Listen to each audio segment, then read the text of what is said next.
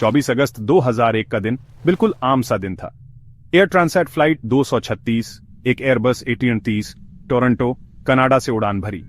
इसकी मंजिल थी लिस्बन, पोर्चुगल। इसमें 293 यात्री और 13 क्रू मेंबर्स थे।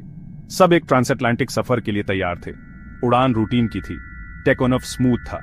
किसी को क्या पता था कि यह उड़ान जिंदगी और मौत की जंग बन जाएगी। अटलांटिक महासागर के ऊपर एक खामोश खतरा मंडरा रहा था। ईंधन का रिसाव धीरे धीरे विमान की जीवन रेखा को खत्म कर रहा था। पायलट कैप्टन रॉबर्ट पिचे और फर्स्ट ऑफिसर डर्क डी जेगर इस बढ़ते खतरे से अनजान थे। एयरबस 1830 के आधुनिक सिस्टम ने भी कोई चेतावनी नहीं दी। वे अपनी यात्रा जारी रखे, इस टिकते हुए टाइम बम से बेखबर। जैसे जैसे ईंधन कम होता गया, हालात गंभीर होते गए। कॉकपिट में चेतावनी की लाइटें झपकने लगीं। पायलट्स को एक भयानक सच्चाई का सामना करना पड़ा। उनका विमान सैकड़ों जिंदगियों को लेकर तेजी से अपना ईंधन खो रहा था। हालात ऐसे थे कि तुरंत कुछ करना जरूरी था। पहला इंजन अटक कर बंद हो गया। पूरा विमान बुरी तरह हिल गया। केबिन में दहशत फैल गई क्योंकि इंजन के बंद हो जाने की भयानक खामोशी सबको डरा रही थी। कैप्टन पिचे, ग्लाइडर का अनुभव रखने वाले एक अनुभवी पायलट, शांत रहे। वो जानते थे कि समय बहुत कम है। उन्होंने फर्स्ट ऑफिसर डी जेगर के साथ मिलकर फौरन इमरजेंसी प्रोसीजर पर काम करना शुरू कर दिया। हर पल के साथ हालात और बिगड़ते गए। ईंधन का गेज खाली होने की ओर बढ़ रहा था। ईंधन की कमी के कारण दूसरा इंजन भी बंद हो गया। एयरबस 1830 अब एक विशाल ग्लाइडर बन गया, बिल्कुल शांत। फ्लाइट 236 और उसमें सवार सभी लोगों की किस्मत अब पायलटों के कंधों पर थी। कैप्टन पिचे ने अपने ग्लाइडर के अनुभव के दम पर नियंत्रण संभाला। वे जानते थे कि उनकी एकमात्र उम्मीद किसी रनवे को ढूंढना है, और वो भी जल्दी से जल्दी। उन्होंने नेविगेशन डिस्प्ले को देखा। सैकड़ों मील दूर स्थित अजोरेस द्वीप समूह उम्मीद की एक किरण दिखा रहा था। कॉकपिट में तनाव साफ दिख रहा था। हर सेकंड कीमती था। पिचे ने बड़ी कुशलता से बिना इंजन वाले विमान को संभाला। उन्होंने हवा के बहाव का इस्तेमाल करके विमान को ऊपर रखा। डी जेगर लगातार एयर ट्रैफिक कंट्रोल से संपर्क में थे।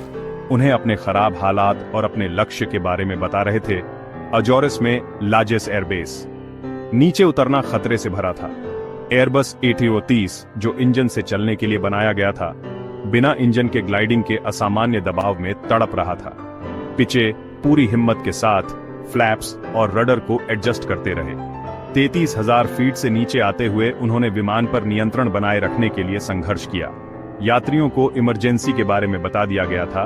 वे उस लैंडिंग के लिए तैयार थे जिसका डर था कि शायद उनकी आखिरी हो। लाजेस एयरबेस का रनवे दिखाई दिया। यह बहुत बड़ी राहत का पल था, लेकिन थोड़ा डर भी था। उनकी मुसीबत का सबसे मुश्किल हिस्सा अभी बाकी था, एक विशाल बिना इंजन वाले विमान को उतारना। लैंडिंग बहुत जोरदार थी। एयरबस 1830 के टायर फट गए जैसे ही वो टरमैक पर गिरा, लेकिन फिर भी ये एक कामयाब लैंडिंग थी। नामुमकिन को मुमकिन कर दिखाया था। फ्लाइट 236 में सवार सभी 306 लोग सुरक्षित थे। केबिन में खुशी की लहर दौड़ गई जैसे ही उन्हें अपनी सलामती का एहसास हुआ। इस घटना ने पूरी दुनिया की विमानन व्यवस्था को हिलाकर रख दिया। इसकी पूरी जांच की गई। ईंधन रिसाव का कारण गलत रखरखाव पाया गया। ऐसी भयानक घटना को दोबारा होने से रोकने के लिए तुरंत बदलाव किए गए। कैप्टन पिचे और फर्स्ट ऑफिसर डी जेगर की बहादुरी एक मिसाल बन गई। एक लगभग निराशाजनक स्थिति को उन्होंने जिस कुशलता से संभाला, उसने इंसानी साहस और विशेषज्ञता का बेहतरीन उदाहरण पेश किया। फ्लाइट 236 विमानन में कड़े सुरक्षा नियमों के महत्व का एक सबूत है। ये एक जोरदार याद दिलाता है कि सबसे आधुनिक मशीनों में भी इंसान का योगदान कितना महत्वपूर्ण होता है। अजोरेस ग्लाइडर की कहानी आज भी प्रेरणा देती है। यह हमें याद दिलाती है कि मुश्किल से मुश्किल हालात में भी साहस, हुनर और थोड़े से भाग्य से त्रासदी और चमत्कार के बीच का